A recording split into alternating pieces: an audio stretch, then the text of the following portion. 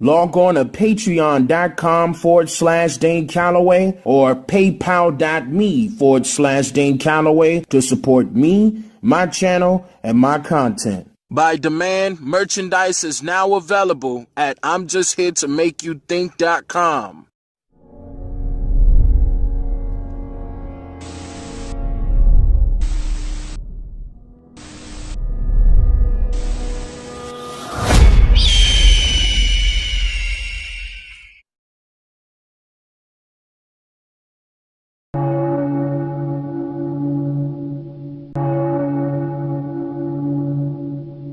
The Negro lives on a lonely island of poverty in the midst of a vast ocean of material prosperity. At the very same time that America refused to give the Negro any land, through an act of Congress, our government was giving away millions of acres of land in the West and the Midwest.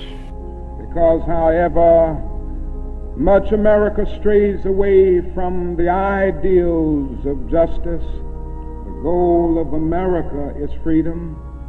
Which meant that it was willing to undergird its white peasants from Europe with an economic floor. Which meant that it was willing to undergird its white peasants from Europe with an economic floor. America has given the Negro people a bad check. A check which has come back marked insufficient funds. But not only did they give the land, they built land grant colleges with government money to teach them how to farm, with government money to teach them how to farm. The life of the Negro is still sadly crippled by the manacles of segregation and the chains of discrimination. Used and scorned though we may be, the Negro still is not free. Now, this is what we are faced with. They provided low interest rates in order that they could mechanize their farms. Our destiny is tied up in the destiny of America. And this is a reality. Before the Pilgrim Fathers landed at Plymouth, we were here. Before the Pilgrim Fathers landed at Plymouth, we were here. The Negro is still languished in the corners of American society and finds himself in exile in his own land. And finds himself in exile in his own land. And finds himself in exile in his own land. And finds himself in exile in his own land. The Negro still is not free. Not only that, today many of these people are receiving millions of dollars in federal subsidies not to farm, and they are the very people telling the black man that he ought to lift himself by his own bootstraps. And so I refuse to despair.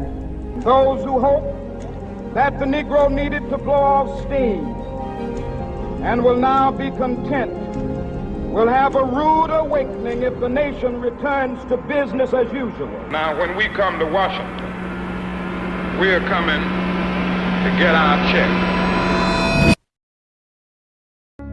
Okay, everyone. Now, I want to present to you some very important details pertaining to what you just watched during the introduction of the segment, because it all correlates with each other when it comes to the truthful information that I present to you throughout all of my content. Now, I do want to note here that I understand that many of you may have heard what Michael King at birth turned Martin Luther King stated numerous times in the past, or even in present videos of clips of his past speeches. But I also understand that millions of so-called African Americans or blacks just merely bypass King's descriptive hidden messages inadvertently. So allow me to break down a few reasons why, and also go into detail about what every indigenous Neji should be made cognizant of. King's most highly favored and nationally popularized public speech immediately became the talk of the town per se amongst everyone in North America soon after its completion. In front of a mammoth amount of people of all complexions, on August 28, 1963, King delivered an impeccable, formidable encrypted message, famously known as the I Have a Dream speech in Washington, D.C., just near the Lincoln Memorial.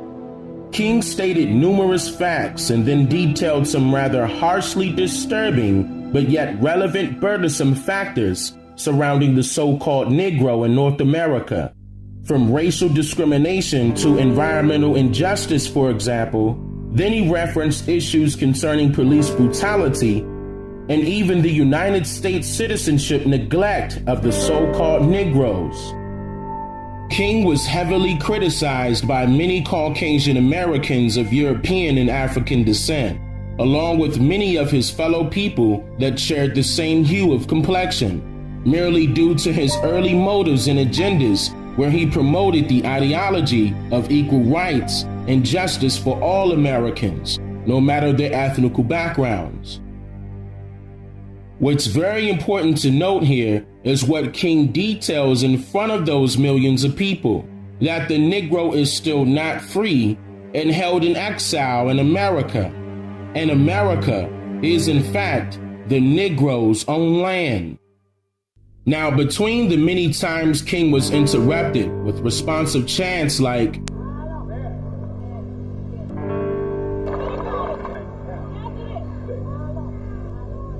as if King was quoting scriptures during this time, it would have been almost impossible to truly understand the real message that King was presenting to the public. But you better believe that someone or somebodies caught on to King's descriptive poetic justice quite clearly. See now, King's definition of freedom was totally different from any dictionary ever written in history. Why? Well, all dictionaries and other language books alike are written by biased foreigners or descendants of biased foreigners as their government so authorized. See, the English language is merely nothing but a modernized version of Latin that was forcefully indoctrinated into the mindsets of our indigenous ancestors of this land through a manipulative system of forced schooling by way of a, quote, Sunday school classroom setting, historically held by colonizationalists who were best described as pastors, ministers, and priests, just to recall a few, who worked directly with the many denominations of the Christian society. And that's a whole nother story within itself. But speaking of mindsets, King's definition of freedom was that to be human and to be free are one and the same, merely because all humans are born free. But the flip side to this is that one's freedom can be difficult to attain due to one's self-incurred immaturity, when they tend to follow self-proclaimed superiors without thinking for themselves, for example.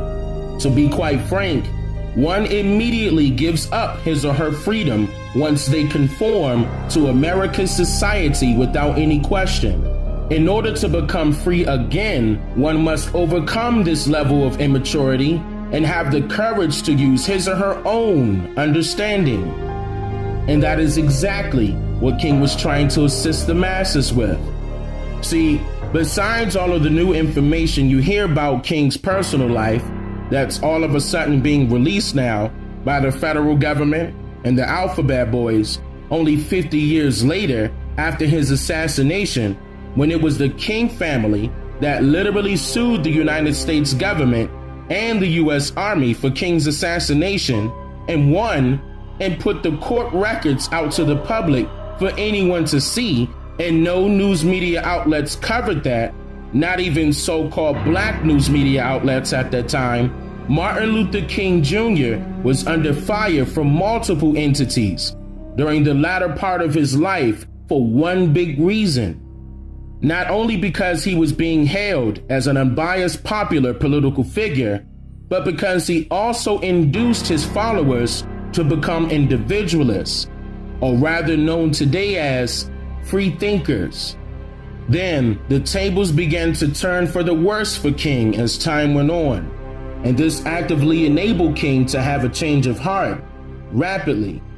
especially after progressing in stages of some personal, quote, soul searching, as he described, more logical maturity thinking, and lots of descriptive researching that led him into nearly the deepest point of the rabbit hole. Now, in between 3 to 4 years later, after his most popularized I Have a Dream speech, you began to notice the difference of opinions that King struggled with during his early stages of activism. The style of his presentations of his public speeches became more complex and very unusually unorthodox, straightforward, and distinctively positioned for the observer to pay much closer attention to detail. For example, in a speech dated April 14th, 1967, 1 year before his assassination, King unexpectedly delivered yet more details of acknowledgement when it comes to the so-called Negroes, indigenous aboriginal inhabitants of this land, now called North America, prior to colonial times. Our destiny is tied up in the destiny of America. Before the Pilgrim Fathers landed at Plymouth, we were here. Before the Pilgrim Fathers landed at Plymouth, we were here. This is also why the majority of the mass media outlets, whether white or black owned, refuse to popularize his most recent conscious content of facts, opinions, and truths that he presented around about 2 or 3 years prior to his assassination. In fact, those that have released some of his most latest work made certain to edit out King's critical, unconventional answers to some great questions given by those particular news media companies that had their own agendas. For example, in this interview, listen to the question asked and watch what happens soon after. To get the right to vote established. Now we are confronting issues that cannot be solved without costing the nation billions of dollars. Now, I think this is where we're getting our greatest resistance. They may put it on many other things, but we can't get rid of slums and poverty without it costing the nation something. Well, why is it not possible? And this gets back, I suppose, to the color of black. For a nation to see that an investment along the order of which you're talking about, 2-3 billion a year, may be an investment in the future, if you add up what welfare costs us and all the rest of that, dislocation in our community. Is it still the problem of color? Let's say we don't have the war. Now, you can make the argument that this footage is a little over 50 years old, and technology was up to par according to its time period. And I'll agree with you. However, I will also add that not everything is a conspiracy, but not everything happens out of pure coincidence neither. I must confess that that dream that I had that day has at many points turned into a nightmare. During the latter part of his life, King's change of heart allowed him to pull away from his earlier campaigning of racial integration, equal rights, and justice for all, and weigh in heavily on the duplicity of the federal government. According to a 1967 quote from King, he stated, "I knew that I could never again raise my voice against the violence of the oppressed in the ghettos without having first spoken clearly to the greatest purveyor of violence in the world today, my own government." Now, some people might say that they never heard King talk like that before, and that's only because of how King encrypted his messages earlier in his life.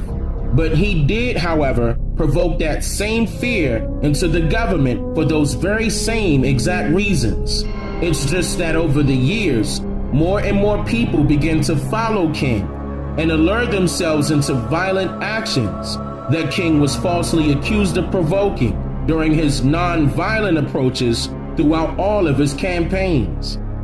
Then, the final straw for the government with King was when King began to point out how the Negroes of the lands of America were used not as slaves, but as indentured servants for the uprising of the European regime in America. Once King established the Poor People's Campaign and made the mistake of publicly announcing his new overall agenda, it backfired. and unfortunately it cost him his life, along with a few of his family members' lives as well. The speech that cost King his life was the speech that many copper-colored people today are truly not paying attention to detail. Allow me to break this down. After visiting hundreds of so-called black communities over time that are suffering from the dark, heavy-loaded conditions of poverty, this time around, King listened to a rather poor mother of color that explained her current position in detail that provoked King to lose his cool, to say the least. Not long after the exchange, King decided to deliver the truth to the people and what he planned to do about it. At the very same time that America refused to give the Negro any land, through an act of Congress, our government was giving away millions of acres of land. Now, I want to note something here really quick before I go any further. When you hear the term slave, I don't want you to picture the indoctrinated common visual of chains and shackles from some illustrated storytelling of lies. The truth is that these self-proclaimed superiors you are inadvertently giving power to had no true slaves, but rather prisoners of war that they made numerous promises to in order to quell their revolts of retaliation. For example, you see today that America still has the highest count of correctional facilities and the highest incarceration population, and those prisoners are ordered to wear chains and shackles for a correlating reason. Oh, and let's not forget to mention which race of people are the majority of the federal government's slaves, no matter if they are guilty or not. So if anything, you can say that our ancestors were mentally enslaved, not physically. There is a big difference. The spells of their language they forced upon our indigenous ancestors runs deeper than one may assume. Now, to get back to what I was saying, the prisoners of war were made promises by their supervisors or managers that they will be granted specialized benefits, business ownership, plenty of American money, or land ownership once their forced obligations of servitude expired. I mean, now think about this. If a so-called slaveholder and his small family that came from a totally different continent kept about, let's say, 7 to 10 so-called slaves near his house daily, and they were continuously being treated bad and beaten, etc., and ordered to build the slaveholder's house, cook their food, and upkeep their farm that the so-called slaves built them damn selves, would you and those other 6 to 9 slaves just sit there and take that because you wanted to? Or because you were made a promise, just like the others, that you need to work for the white man in order to survive, earn money, and be granted some land? Well, now you know why the majority of our ancestors worked, not as slaves, but as indentured servants, because for one, they knew these lands very well and tried to be friendly with these foreigners who had other plans in mind. Did you catch that? What was the need to go through a hassle of allegedly forcefully immigrating enslaved Africans from Africa all the way to America when America was already populated with our indigenous ancestors in the first place? See, that manipulative lie was told to you as a fear-mongering tactic in order to depict that one race of people are somehow superior to others. When King stated that through an act of Congress, the government was giving away millions of acres of land, he was referring to the Homestead Act of 1862, in which just a little over 30 years prior to this law, our ancestors' cultures, heritage, history, identities, resources, and lands were stripped away and became possessions of the federal government in order to be distributed to the, quote, free whites that immigrated to America from Africa and Europe during the early 1800s. Which meant that it was willing to undergird its white peasants from Europe with an economic floor, which meant that it was willing to undergird its white peasants from Europe with an economic floor. The Homestead Act of 1862 granted these white peasants, as King describes, our lands that were stripped from our indigenous ancestors and all of the specialized benefits the federal government promised our ancestors by peace treaties that they would receive for being 90% of the help they needed in order for the United States to win all 61 documented wars that occurred during the 1800s alone. Side note, the Emancipation Proclamation abolished all forms of slavery the very next year in 1863. The so-called free Negroes and the so-called freed Negroes, along with the so-called freedmen, were royally upset and disgusted with the federal government. So they continued the multiple rebellions until they saw a change. The Homestead Act of 1866 was established by the government that allowed the Negro 40 acres and a mule. But the catch was that the Negro had to buy the land, and the price of the lands were lowered just enough so that the Negro could not afford it still. This is what King meant by America refused to give the Negro any land. These Homestead Acts gave these foreigners government-funded assistance, where the government hired our ancestors to teach these foreigners how to farm. Not only did they give the land, they built land-grant colleges with government money to teach them how to farm, with government money to teach them how to farm. Because keep in mind, a true foreigner or immigrant wouldn't know how to grow anything in a mass area of land that they are not accustomed with or never inhabited before in their life. This is why King stated our farms. They provided low interest rates in order that they could mechanize their farms, That should also show you how our ancestors are truly indigenous to this land and not anywhere else, because America's environment and climate is totally different from any other continent you choose.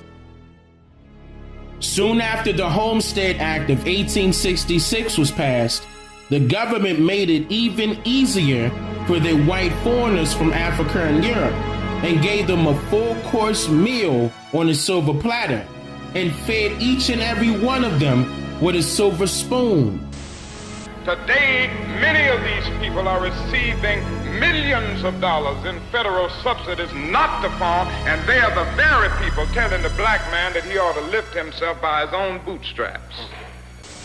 Now, when we come to Washington, we're coming to get our check. A few days after he stated that, he was assassinated for speaking the truth. I'm just here to make you think.